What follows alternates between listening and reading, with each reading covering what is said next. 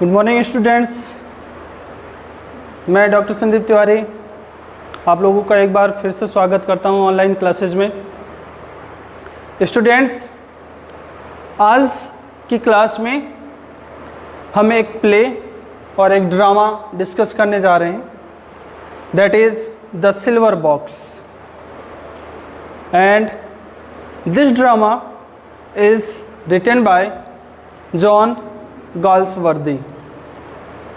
तो बच्चों, आज हम इस प्ले के बारे में डिस्कस कर रहे हैं। जैसा कि आप स्क्रीन पे देख भी रहे हैं कि ये एक सिल्वर बॉक्स की स्टोरी है, जैसा कि आपको बैकग्राउंड में सिल्वर बॉक्स दिखाया भी गया है। और पूरी स्टोरी इस सिल्वर बॉक्स पे बेस्ड है। तो सबसे पहले हम इसके थोड़े से इंट्रोडक्शन के बारे में जान लेते हैं और उसके बारे में, उसके स्टोरी के बारे में उसके बाद में हम डिस्कस करते हैं। सबसे पहले बात करें जॉन गाल्सवर्दी की, तो John Galsworthy was an English novelist and play right. He is viewed as one of the first writers of the Edwardian era। तो जॉन गाल्सवर्दी की बात करें तो जॉन गाल्सवर्दी क्या था? एक इंग्लिश नॉवेलिस्ट, साथ ही साथ प्लेराइट मतलब ड्रामेटिस्ट, ड्रामा लिखने वाला, प्ले लिखने वाला। ही इज़ व्यूड एज, और उसको किस रूप में देखा जाता है? First writer of Edwardian era. King Edward के टाइम पे जो राइटर्स हुए उनमें से फर्स्ट राइटर था ये। कौन? John Galsworthy. किस रूप में फर्स्ट था? किस चीज़ में फर्स्ट था? तो वो था challenging in his work some of the idols of society depicted in the Victorian England. It means John Galsworthy was the first Edwardian playwright who challenged the idols of society in his works। और कौन से idols की बात कर रहा है?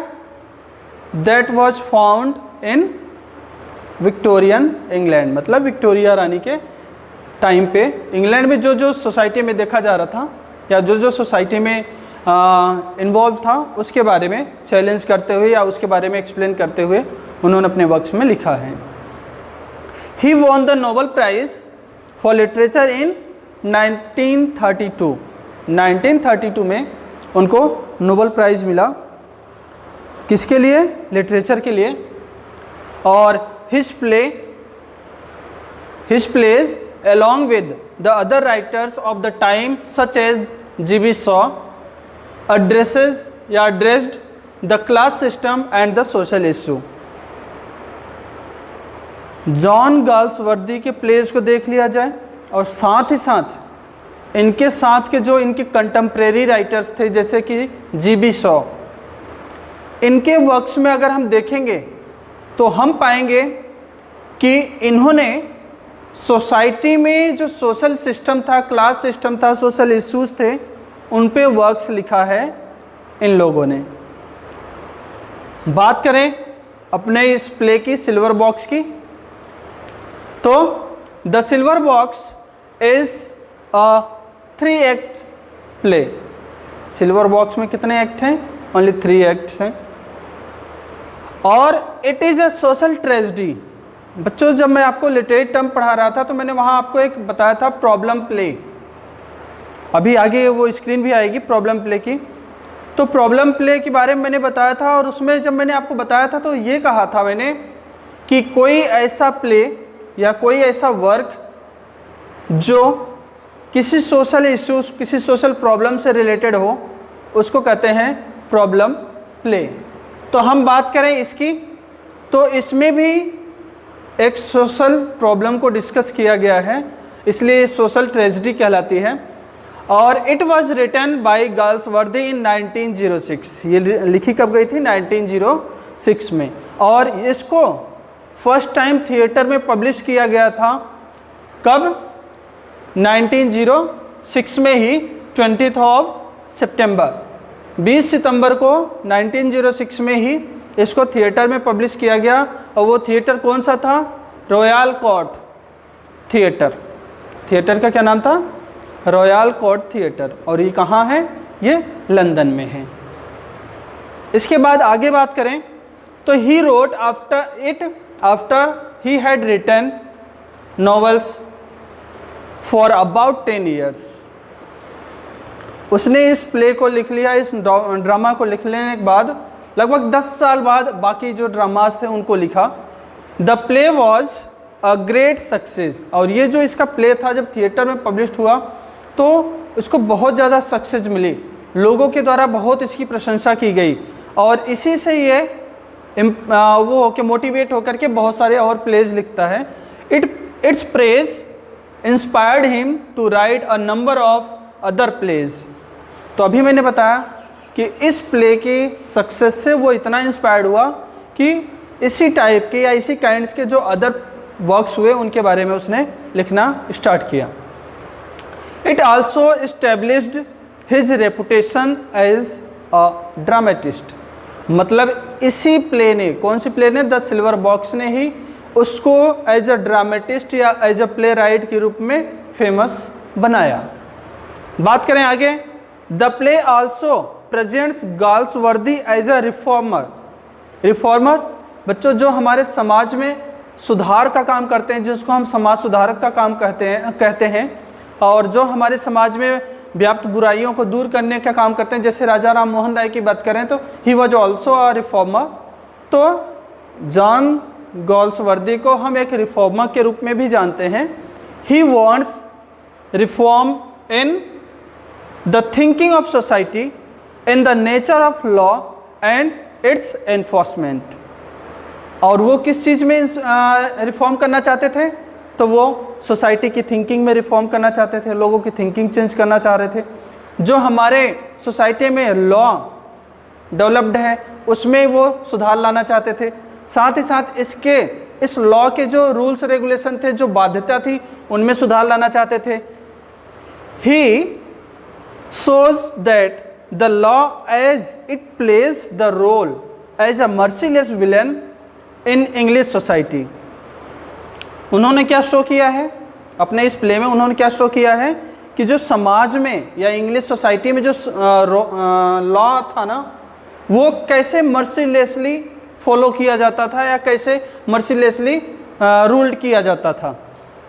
बात करें, ही also shows that rich people consider the poor people probable thieves. उन्होंने इस प्ले के माध्यम से ये भी बताने की कोशिश किया है कि कैसे इंग्लिश सोसाइटी के या विक्टोरियन सोसाइटी के जो लोग थे, जो पर्सन्स थे, उनकी थिंकिंग कैसी थी कि वो मोस्टली जो रिच पर्सन्स थे वो पुअर पीपल को ही हर चीज़ के लिए ब्लेम करते थे, उनको ही थीव्स वगैरह मानते थे। तो ये इसके थोड़ी सी इंट्रोडक्शन के बारे में बात किया अब इसके आगे हम थोड़े से इसके कैरेक्टर स्केच को देख लेते हैं। मैंने कुछ कैरेक्टर स्केच ड्रॉ कर रखे हैं, तो आप कैरेक्टर स्केच देख लेंगे तो इसकी स्टोरी आपको ईजिली समझ में आ जाएगा। तो देखिए, इसके कैरेक्टर स्केच की बात करें तो कैरेक्टर स्केच का जो मेन सेंटर है ना, वो है बार्थविक्स हाउस। बार्थविक्स हाउस मिस्टर बार्थविक और मिसेस बार्थविक का घर है, जिसको बार्थविक्स हाउस कहते हैं। और जो कैरेक्टर्स हैं ना, वो इसी हाउस से रिलेटेड हैं। फर्स्ट ऑफ ऑल हम देखें तो मिसेस बार्थविक और मिस्टर बार्थविक ऑनर हैं, तो फैमिली मेम्बर हैं, हेड हैं ये। और हम बात करें मिस्टर बार्थविक की, तो मिस्टर बार्थविक क्या है? Liberal member of parliament. Parliament में जो लिबरल पार्टी थी उसके एक मेंबर हैं। कौन? Mister Barthwick. अब बात करें मिसेज और मिस्टर बार्थविक का ही एक बेटा है जो कि जैक है। जैक एक लड़का है जो इन दोनों का क्या है? पुत्र है। और वो ऐसा बेटा है जैसे कि बोलते हैं बनी बाप की बिगड़ी औलाद, तो ये अमीर बाप की बिगड़ी औलाद है ये जैक। अभी इसकी स्टोरी हम जानेंगे।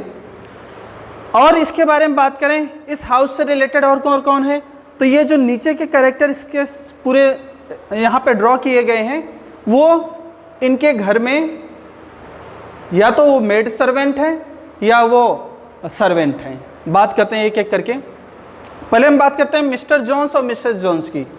तो मिसेस जॉन्स की बात करें तो मिसेस जॉन उनके घर में एक मेड सर्वेंट है, मतलब लेडी सर्वेंट है इस घर में, और उनके हस्बैंड है मिस्टर जॉन्स, जो पहले कोई जॉब करते थे, अब वहाँ से उनको जॉब से निकाल दिया गया है, तो वो बिल्कुल खाली हैं और वो मिसेस जॉन के साथ ही उसके घर में रहते हैं। किसके घर में? मिस्टर बाथविक के घर में। और ये जो पूरी स्टोरी है द सिल्वर बॉक्स, वो क्या है? सिल्वर बॉक्स के खोने की स्टोरी है। कोई उसको चुरा लेता है और इसमें जो विक्टिम है वो कौन है? यही है मिस्टर जॉन्स, जो क्या करता है?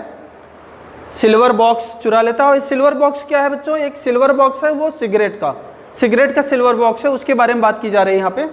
तो वो अगर कोई थीफ है या कोई विक्टिम है इस स्टोरी का, तो वो कौन है? Mr Johns. आगे बात करें व्हीलर, तो जैसे मिसेस जॉन्स एक मेड सर्वेंट है, इसी तरह से व्हीलर भी इस घर में एक मेड सर्वेंट है। मार्लो की बात करें, ये भी एक सर्वेंट है, और बटलर की बात करें तो ये भी एक सर्वेंट है। इसके अलावा इस स्टोरी में 3-4 कैरेक्टर और हैं, लेकिन हमें जो याद रखने हैं वो 2 मेन कैरेक्टर और याद रखने हैं, एक स्नो और एक रॉपर। स्नो क्या है? एक डिटेक्टिव है। डिटेक्टिव आप जानते हो, जासूस। जब सिल्वर बॉक्स चोरी हो जाता है तो इसको हायर किया जाता है या इसको बुलाया जाता है उस सिल्वर बॉक्स को पता करने के लिए, तो ये डिटेक्टिव का काम करता है। रॉपर की बात करें तो ये लॉयर है। किसका लॉयर है? मिस्टर बार्थविक का है। जब केस अदालत में जाती है और जैक की तरफ से कोई वकील की ज़रूरत पड़ती है, तो वहाँ पे वो रोल कौन प्ले करता है? मिस्टर रॉपर। तो आपको समझ में आ गया कि पूरी स्टोरी किस से रिलेटेड है? बाथविक हाउस से रिलेटेड है, जिसमें मिस्टर बाथविक है और मिसेज बाथविक है। उनका एक बेटा है जैक, जो कि बहुत बिगड़ी संतान है, और मिस्टर बाथविक की बात करें कि लिबरल मेंबर ऑफ पार्लियामेंट हैं। और इस घर में और जो कैरेक्टर है मिसेस जॉन्स, मिस्टर जॉन्स और मिसेस जॉन्स, ये दोनों वाइफ और हस्बैंड हैं। व्हीलर की बात करें एक मेड सर्वेंट है, मार्लो भी यहाँ एक सर्वेंट है, और बटलर भी एक सर्वेंट है। इसके अलावा स्नो है जो यहाँ डिटेक्टिव का रोल प्ले करेगा, रोपर है जो लॉयर का रोल प्ले करेगा। इन सब के अलावा हमें एक कैरेक्टर के बारे में और फोकस कर लेना चाहिए, क्योंकि स्टोरी ही उस कैरेक्टर से स्टार्ट होती है, वो है एक अननोन लेडी। अननोन लेडी की बात करें, एक ऐसी लेडी है जिसके बारे में नाम गाम कुछ पता नहीं है, बस एक लेडी है इसके बारे में बात कही गई है, जिससे जैक लास्ट नाइट में मिलता है, उसके साथ टाइम स्पेंड करता है, और साथ जब वो अपने घर में आता है तो उसका पर्स वगैरह साथ ले आता है नशे में। तो ये पूरी कैरेक्टर स्केच का जो आपके सामने मैप है, आप अपने माइंड में सेट कर लीजिए कौन क्या है, किससे क्या रिलेशन है। इसके बाद हम स्टोरी को स्टार्ट करते हैं। आगे देखते हैं बच्चों। तो आगे थीम ऑफ द प्ले है, इसके बारे में हम बात करेंगे जब हमारी स्टोरी फिनिश हो जाएगी, तब आपको इसको अच्छे से समझ में आ जाएगा और आप इसको अच्छे से समझ सकोगे। और प्रॉब्लम प्ले है तो इसको भी हम बाद में ही डिस्कस करेंगे किस तरह से प्रॉब्लम प्ले है, क्योंकि पहले आप स्टोरी जान लीजिए तो आप इजीली समझ जाओगे कि कैसा प्ले है। अब बात करते हैं समरी। अब हम 3 एक्ट की बात कर रहे हैं कि हमारे इस ड्रामा में 3 एक्ट्स हैं, तो हम एक्ट वाइज इसकी समरी देखते हैं कि कौन से एक्ट में कौन से इंसिडेंट्स होते हैं। तो पहले बात करते हैं तो एक्ट फर्स्ट की बात करते हैं। एक्ट फर्स्ट में क्या दिखाया गया है कि ये कहाँ पे हैपेंड होता है, या एक्ट कहाँ पे प्लेस होता है, या कहाँ पे इसका एक्शन अपने सेटिंग स्टार्ट करता है। तो ये लंदन में है, लंदन का डाइनिंग रूम है, और किसका घर है? जॉन बाथविक। अभी बताया था मैंने कि बाथविक हाउस, और ये बाथविक हाउस कहाँ के रहने वाले हैं? ये लोग लंदन में रहने वाले हैं। टाइम क्या है? डाइनिंग रूम का सीन हो रहा है, और डाइनिंग रूम में सारी चीज़ें हो रही हैं जो अभी होने वाली हैं। अब बात करें मिस्टर बाथविक की, तो एक लिबरल मेंबर है पार्लियामेंट का, ये मैंने पहले ही बता दिया। जैक बाथविक जो उसका सन है, ये भी बता दिया। और वो लोग खाना खा रहे होते हैं, और खाना खाने के बाद मिस्टर बाथविक और मिसेस बाथविक अपने अपने बेडरूम में चले जाते हैं, और उसके बाद एंटर होता है कौन? इनका बिगड़ी हुई संतान जिसका नाम क्या है? जैक बाथविक। ये एंटर होता है घर में, और नशे के हालत में होता है, अच्छे से उसने पी रखी है, और वो गेट नहीं खोल पाता है नशे में। अब काफ़ी रात हो चुकी होती है, लगभग आधी रात की बात होती है, काफ़ी रात हो चुकी होती है। तो जब वो गेट नहीं खोल पाता है, तो उस समय जो मिसेस जॉन्स थी, उनका जो हस्बैंड था मिस्टर जॉन्स, जिसके बारे में मैंने बताया था उसका जॉब अब इसमें चली गई है और वहाँ पे रह रहा है, जिसने चुराने का काम किया था, या जो विक्टिम है या जो विलेन है इस प्ले का, वो जग रहा होता है। उसने क्या काम किया कि इस जैक को घर में घुसने के लिए और गेट खोलने के लिए उसकी हेल्प करता है। कौन? जॉन्स। ठीक है, जॉन्स जो है, जो कि मेड सर्वेंट है, उसका हस्बैंड है, और उसने हेल्प किया उसको अनलॉक करने के लिए, किसको? डोर को। और Jack gives drink to him, और जब वो उसको हेल्प करता है तो जैक खुश होकर के उसको ड्रिंक देता है कि ले तू भी पी ले, है ना।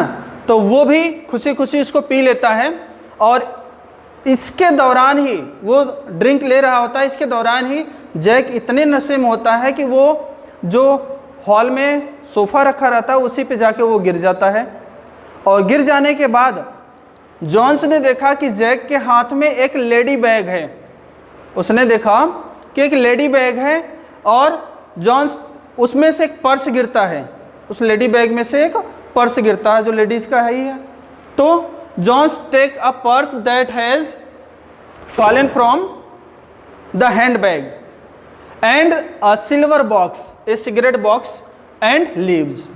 तो अभी आपने क्या देखा कि जैक को घर में एंटर करने के लिए हेल्प किसने किया? जॉन्स ने किया। जॉन्स कौन है? तो मिसेज जॉन्स का हस्बैंड है जो नकारा है इस समय। और जब वो जैक को हेल्प करता है तो जैक उसको ड्रिंक देता है या उसको वाइन देता है कि तू भी पी ले। और उसके बाद जैक सोफे पे गिर जाता है, उसके हाथ में जो लेडीज़ बैग रहता है वो भी गिर जाता है, और उसके गिरने के साथ साथ उस लेडीज़ बैग में एक पर्स होता है, लेडी पर्स, वो भी बाहर निकल के आके गिर जाता है। और जब उसमें से बाहर वो गिरता है तो जॉन्स जो है उसकी नीयत हो जाती है ख़राब, और उसने उस लेडी पर्स को भी उठा लिया, और साथ ही साथ देखा उसने टेबल पे एक सिल्वर सिगरेट बॉक्स रखा है, उसने उसको भी उठा लिया और उठाकर उस घर से रवाना हो गया, लीव्स, घर छोड़ के चला गया। अब आगे बात करते हैं, जब नेक्स्ट मॉर्निंग होती है तो जैक अभी भी सोफे पे पड़ा है उल्टा ही, जबकि मिसेज जॉन्स जिसका हस्बैंड चोर है वो क्या कर रही होती है? सफाई का काम कर रही होती है।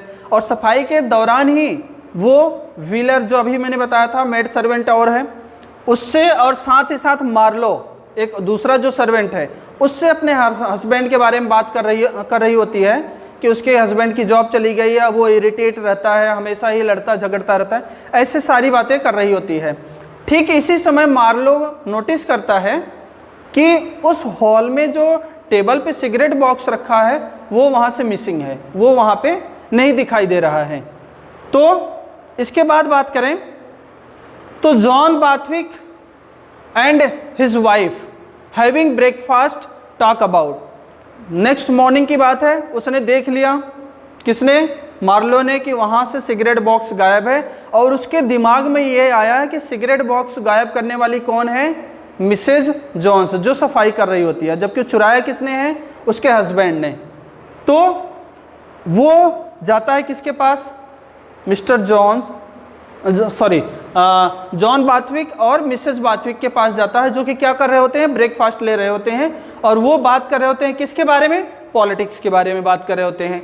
और उनकी वाइफ जो मिसेज बाथविक हैं वो क्या कहती हैं? She is alarmed on reading in the newspaper that labour candidates has won by election. वो अपने हस्बैंड से कहती हैं, अब पॉलिटिकल पार्टी से रिलेटेड है उनके हस्बैंड, तो वो कहती हैं कि मैंने न्यूज़पेपर में पढ़ा कि एक लेबर पार्टी का एक गरीब आदमी इलेक्शन जीत जाता है या जीत गया है। वो इस बात से थोड़ी सी डरी हुई हैं कि लेबर पार्टी वाले भी आगे आएंगे। बट ही सेज, लेकिन उनके हस्बैंड क्या कहते हैं? That all parties should be represented. वो कहते हैं उनके हस्बैंड, वो अच्छे पॉलिटिशियन की क्वालिटी रखने वाले होते हैं, और वो अपने वाइफ को क्या कहते हैं कि लेबर हो चाहे रिच हो, हर एक पार्टी को अपने आप को रिप्रेजेंट करने का मौका देना चाहिए, हर एक पार्टी को आगे आना चाहिए, ऐसा वो अपनी वाइफ को समझाते हैं। तभी उसी समय एक अननोन लेडी, अभी मैं बताया था आपको कैरेक्टर स्केच में कि अननोन लेडी थी जिससे जैक मिला था लास्ट नाइट, वो अननोन लेडी वहाँ पे आती है। अननोन लेडी आती है और कहती है कि she is the young lady whom Jack met last evening, अभी मैंने बताया था कि जैक उससे लास्ट इवनिंग में मिला था। She is anxious to have her purse back to pay the rent, और वो वहाँ पे आई है, वो चिंतित है, थोड़ी सी परेशान है। क्यों? क्योंकि उसका बैग, उसका पर्स जैक साथ में ले आया था और उसको अपना रेंट देने के लिए पैसे की ज़रूरत है, और उसके लिए उसका पर्स उसके पास होना ज़रूरी है। तो इस चिंता में या इस बात को लेकर के वो वहाँ पे आई है ताकि वो जैक से अपना पर्स वापस ले सके। आगे देखते हैं। Jack finds that there is no purse in the handbag. Jack ने क्या किया, उसके हैंड बैग को वापस से सर्च किया तो वहाँ पे उसको पर्स मिला ही नहीं। पर्स कहाँ चला गया था? मिस्टर जोन्स से उठा के ले गया था। क्यों? क्योंकि जैक उस समय नशे में था तो उसको कुछ पता ही नहीं था कौन ले गया। तो जब जैक उस हैंड बैग में पर्स की तलाश कर रहा था तो उसको वहाँ पे वो पर्स नहीं मिला, और उसने क्या कह दिया कि नहीं, मैंने आपका पर्स नहीं लिया। उसने इसको मना कर दिया इस बात के लिए कि मैंने पर्स नहीं लिया है। Barthwick unwillingly gives the lady some money and talks harshly to Jack after she leaves. Mr Barthwick न चाहते हुए भी उस अननोन लेडी को कुछ पैसे देते हैं कि वो अपना रेंट चुका सके, अपना रेंट दे सके, और उसके जाने के बाद वो बहुत बिटरली, बहुत हार्शली बात करते हैं किससे? अपने बेटे जैक से। उसके बारे में बात करें आगे। मार्लो, उसी समय मार्लो आता है और मार्लो इन्फॉर्म करता है बाथविक को कि cigarette box is missing. Table पे जो सिल्वर सिगरेट बॉक्स है वो क्या है, वहाँ पे नहीं दिखाई दे रही है, वहाँ से गायब है। There is a suspicious that Mrs Johns stole it. उसने ये भी बताया कि मेरा संदेह किसके ऊपर है? मिसेज जॉन्स के ऊपर है कि शायद उन्होंने इसको चुरा लिया है। बाथविक इंटरव्यूज मिसेज जॉन्स। बाथविक ने किसको बुलाकर बात की? मिसेज जॉन्स को बुला के बात की, जो सफाई कर रही होती है। And learns of her trouble domestic situation. और उन्होंने जब बातचीत के दौरान ये देखा कि इनके घर की कंडीशन कुछ ज़्यादा ख़राब है और इनको पैसे की नीड है, तो उसके दिमाग में भी ये आया कि मिसेज जॉन्स ने इस सिगरेट बॉक्स को चुराया है। फिर आगे बात करते हैं। She knows nothing about the missing cigarette box. और जब उससे सिगरेट बॉक्स के बारे में पूछा गया, किससे? मिसेज जॉन से, तो उसने तुरंत रिजेक्ट कर दिया कि I don't know anything about cigarette box, मुझे कुछ भी नहीं पता है सिगरेट बॉक्स के बारे में।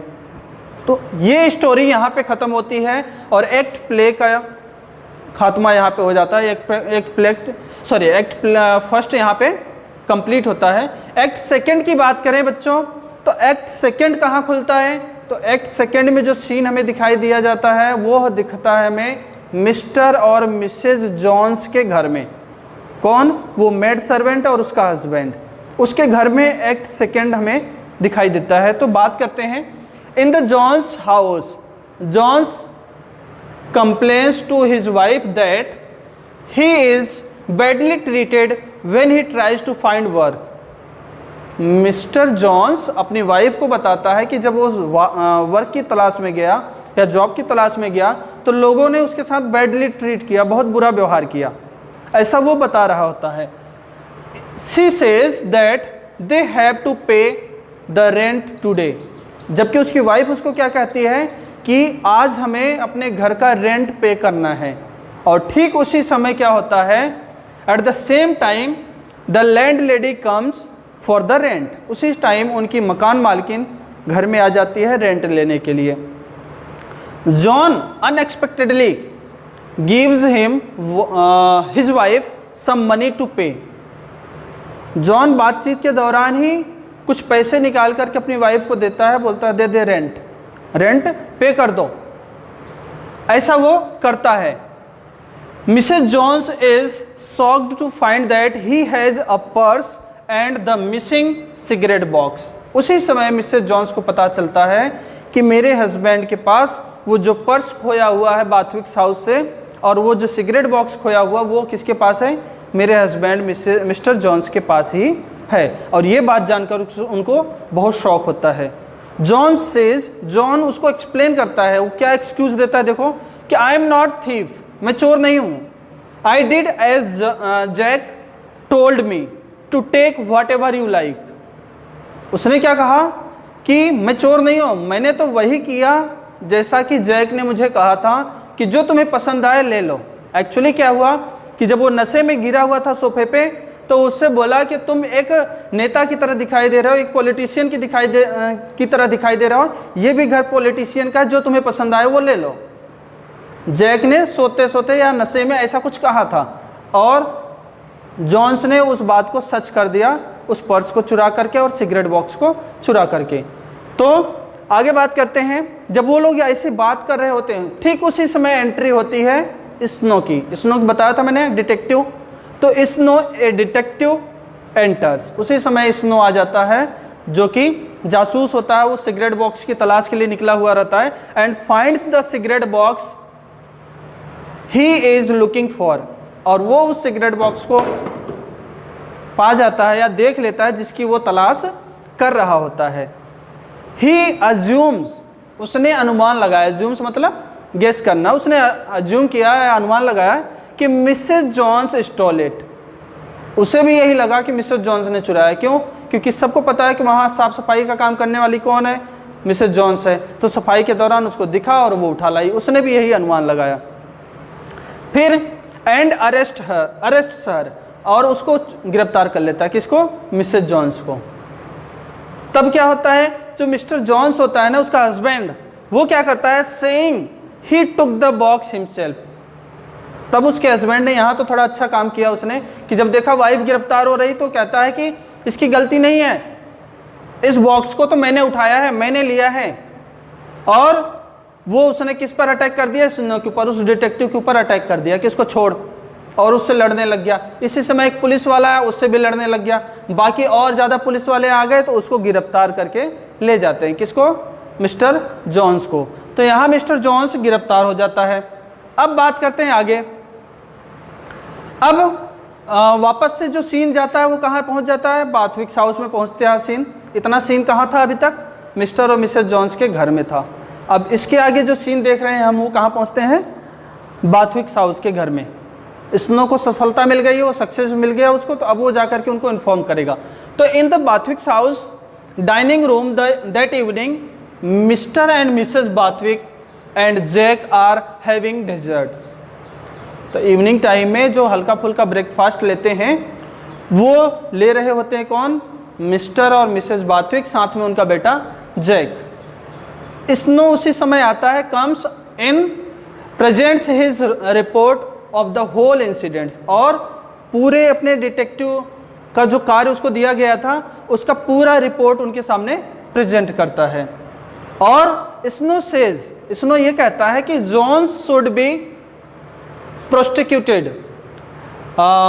तो वो कहता है कि जॉन्स को क्या मिलना चाहिए, सजा मिलना चाहिए, या वो दोषी है उसको सजा मिलना चाहिए। बाथविक सेज, बाथविक क्या कहता है, मतलब मिस्टर बाथविक, जैक के फादर क्या कहते हैं, as he looks unhappily at Jack, वो जैक की तरफ घूरते हुए और अनहैप्पीली, गुस्से में कहते हैं, क्या कहते हैं Mr Barthwick, this prosecution goes very much against to me. अगर मैं उस पर आरोप लगाता हूँ या कोई हम केस दायर करते हैं तो ये मेरे अगेंस्ट जाने वाला है। क्यों? I have great sympathy with the poor, क्योंकि मुझे लोग इस नाम से जानते हैं कि मैं पुअर के प्रति क्या रखता हूँ, सिंपैथी रखता हूँ। और मिस्टर और मिसेस जॉन्स क्या है, एक पुअर पर्सन, एक सर्वेंट है। अगर मैं उसके खिलाफ केस करता हूँ तो ये मेरे अगेंस्ट जाने वाला है। In my position I am bound to recognise the anguish there is amongst them. बोलता है कि मैं तो एक लिबरल पार्टी का हूँ और लोग मुझे इस नाम से जानते हैं कि मैं पुअर पर्सन में सिंपैथी रखता हूँ। और मेरा जो काम है ना, इसमें मेरा जो पॉलिटिकल पार्टी में जो मेरा काम है वो ये है कि मैं ये तलाश कर सकूँ कि प्रॉब्लम, एंग्विश मतलब पीड़ा, दर्द, सफरिंग, कि इन लोगों में, किन लोगों में, पुअर पीपल में सफरिंग क्या है, उनके दर्द क्या है, उनकी परेशानियां क्या हैं, उसके बारे में जान सकूं। और मैं ही केस कर दूं तो ये मेरे अगेंस्ट हो जाएगा। रोपर कौन है?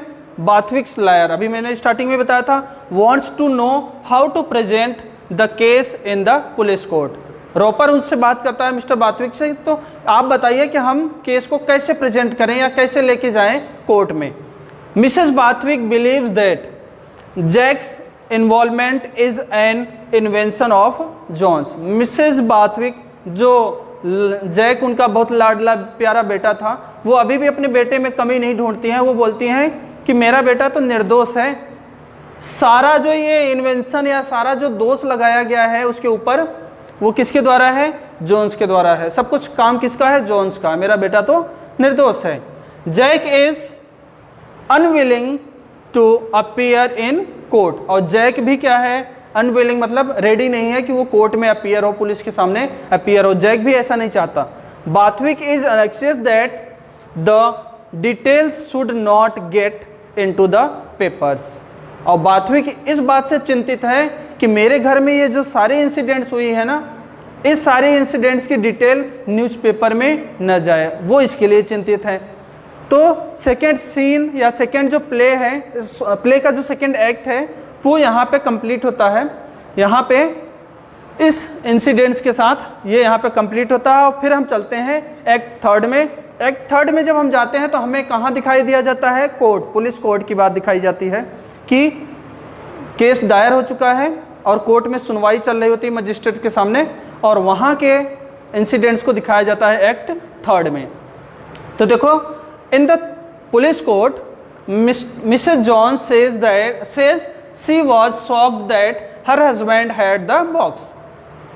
मिसेस जॉन्स कौन, वो मेड सर्वेंट, वो वहाँ भी पुलिस कोर्ट में भी यही कहती है कि जब मैंने ये देखा कि मेरे हस्बैंड के पास सिगरेट बॉक्स और पर्स है तो मैं शॉक्ड रह गई।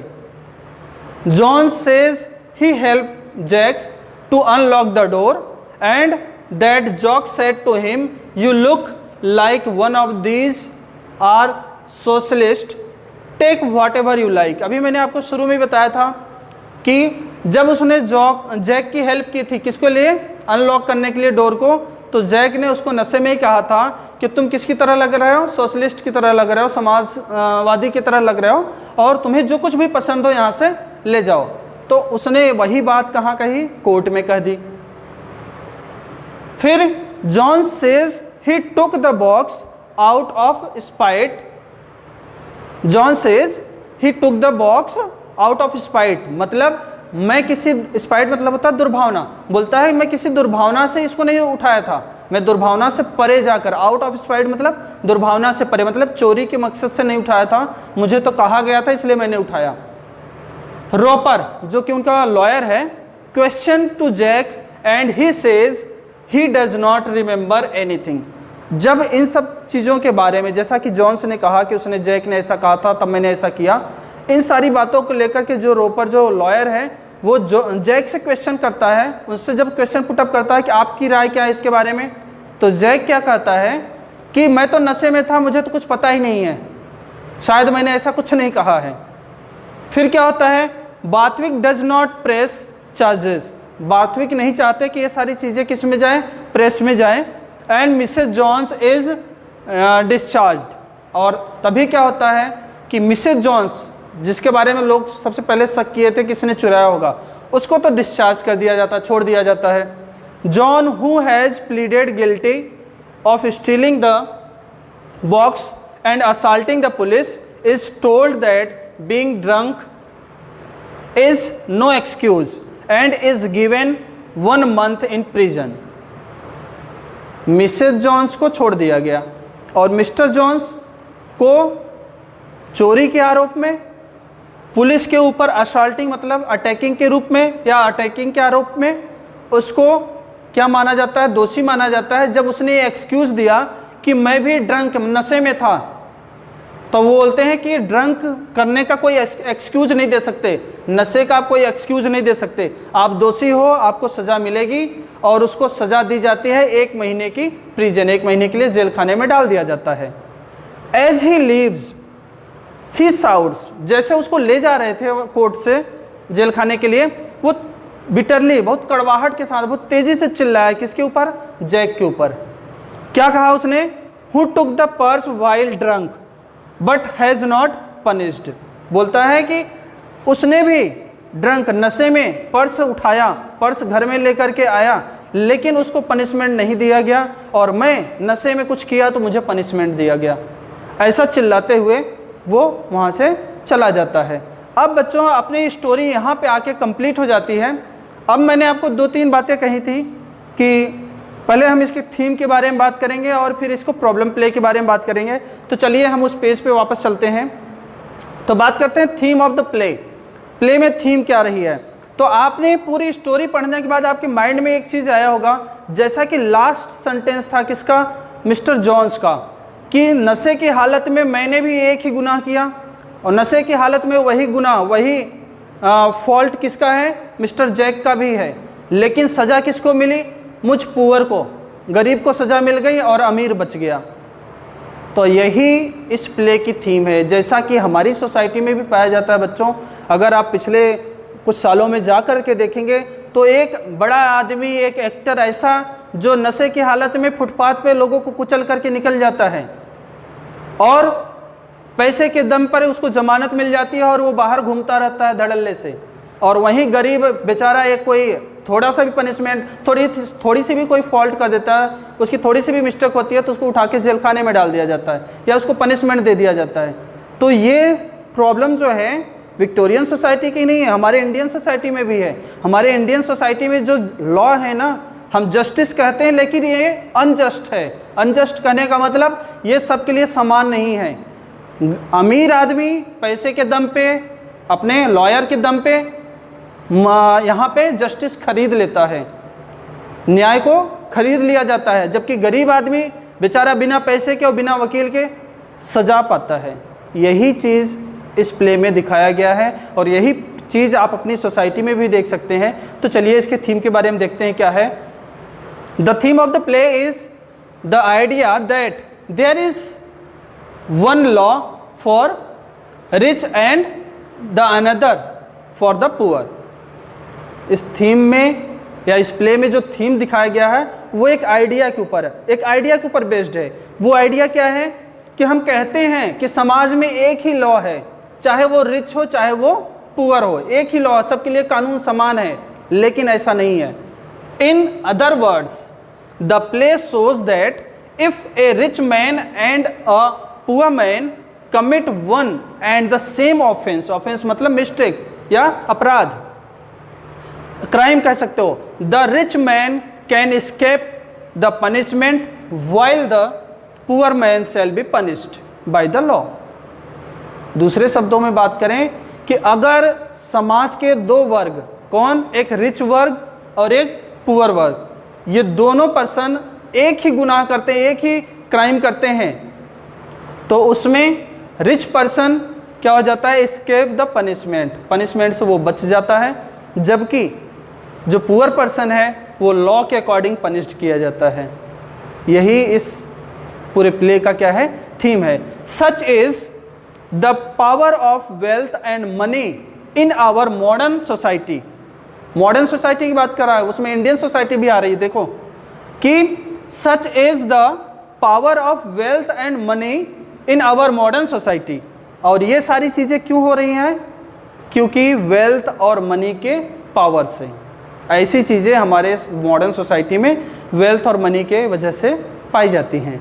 आगे बात करें, in brief the play displays that a thief who is rich can pass as innocent but a thief who is poor shall be punished in society as well as in a court of law.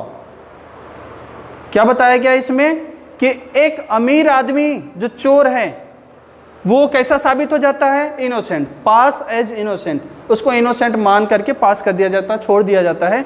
जबकि एक गरीब आदमी जो thief है उसको society में ही नहीं, law में भी उसको पनिश किया जाता है, रूल्स के अकॉर्डिंग या जो कोर्ट है उसके अकॉर्डिंग भी उसको पनिशमेंट दिया जाता है। तो आपने ये देख लिया कि इसमें थीम क्या दिखाई गई है।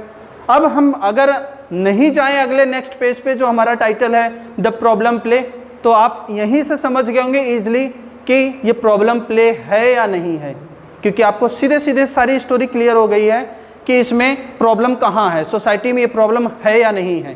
तो फिर भी हम देख लेते हैं एक बार कि ये प्ले एक प्रॉब्लम प्ले है, जिसमें आप लोग को बताया गया है कि this play clearly so that the machinery of the law, जो लॉ की मशीन है या जो नियम कानून की मशीन है, मूव्स मर्सीलेसली, निर्दयता के साथ ही चलती रहती है।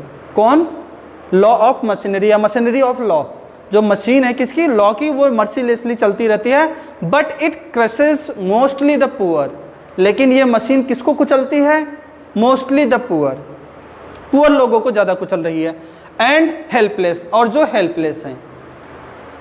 The rich can turn its course with the help of money, lawyers etc। और ये जो मशीन चल रही है लॉ की, लोग जो रिच पर्सन है इसके मूवमेंट को चेंज कर देते हैं, या इसके क्या कर रहे हैं? कोर्स को चेंज कर देते हैं। कोर्स मतलब मूवमेंट या साइड, इसको चेंज कर देते हैं। किसके बल पे? किसकी हेल्प से? मनी और लॉयर्स के हेल्प पे। It means that the justice of the law court is not just. अभी बताया था मैंने कि जस्टिस जो लॉ कोर्ट का है वो नॉट जस्ट, वो बिल्कुल उपयुक्त नहीं है, बिल्कुल एग्जैक्ट नहीं है। The principle of equality before the law is only on paper. और जो हम बात करते हैं ना, नियम सबके लिए, कानून सबके लिए समान है, it is only on paper, केवल पेपर पे है ऐसा, या कहने को ऐसा है। ठीक है। इन रियल लाइफ सच में बात करें तो the rich people are superior to the greater than poor. और अगर रियल लाइफ में देखें तो रिच पर्सन जो है ग्रेट है किससे, या सुपीरियर है किससे? पुअर से। And can the principle of equality before the law be made real thing? Evidently the play is a problem play. अब जैसा कि इसमें दिखाया गया है कि इसमें जो सोसाइटी में ये प्रॉब्लम दिखाई गई है, जो रूल्स दिखाया गया, जो दोनों के लिए अलग अलग हैं, इस सारी चीज़ों को देखा जाए तो हम ये देखते हैं कि ये जो प्ले है वो अपना एक प्रॉब्लम प्ले है। तो बच्चों, ये आपके कोर्स में प्ले था, ये ड्रामा था, जिसके बारे में हमने अच्छे से इसके बारे में एक्टिवाइज डिस्कस भी कर लिया, इसके थीम के बारे में भी देख लिया, और इसके प्रॉब्लम प्ले होने के भी एविडेंट भी देख लिए, इसके जो साक्ष्य थे उसके बारे में भी जान लिया। आई होप आपको समझ में आ गया होगा। अगर कोई प्रॉब्लम हो तो आप मुझसे पूछ सकते हैं आगे। और आज के लेक्चर के लिए बस इतना ही। Thank you.